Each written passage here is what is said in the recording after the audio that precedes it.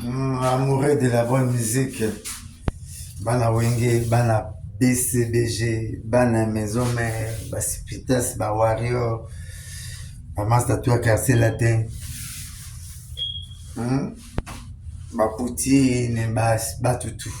Vraiment, le 19 juillet, le hippodrome de Vincennes, donc de Kotala, Pekocha, légende de la musique congolaise.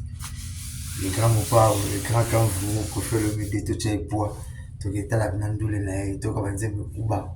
Azap na légende au vrai sens des mots. Lelo ye, faut que tu aies pour toi na choisi. Tu veux voir Banzembe Waka, faut que tu aies Banzembe wa viva ya liboso, et balimongi. Asala Nzembe liboso ya pa ya emene ya ndawangele. Asala ba awa na bazaiko. Ayemba na orchestre et tout, asala makambo, tout est banzembe partout. Donc, on a les gens au vrai sens du mot. Le 19 juillet, mais surtout que l'État là, il y a un absolu Kofi Olomide. Les grands n'ont pas voulu le professionnel nous liste quoi. Donc l'État là, bon, comment dire, mon sac à le belly, qu'on le tenait Kofi, ça parler dans le Rolangai.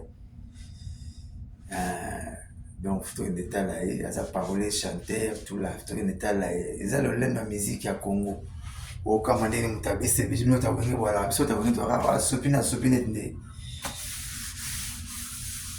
on s'appelle ma bémoire, ça, les wingets, pour te brancher ma banque, donc un état là, il y a un abisso. Ils ont gravité à légende.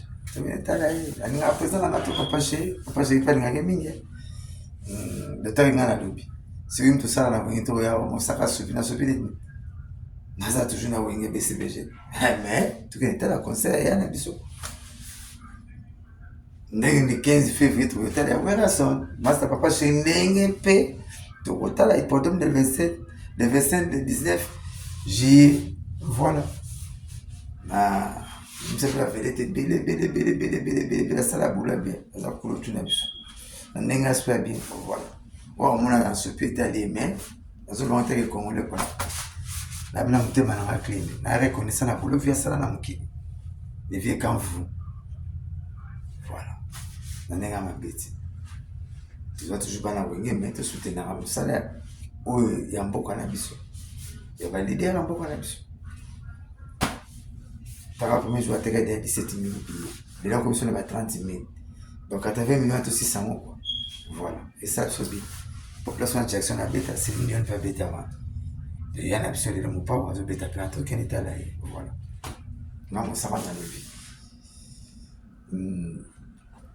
d'accord ça m'a touché de l'écoute ça un peu bébé ah voilà ah dingue ça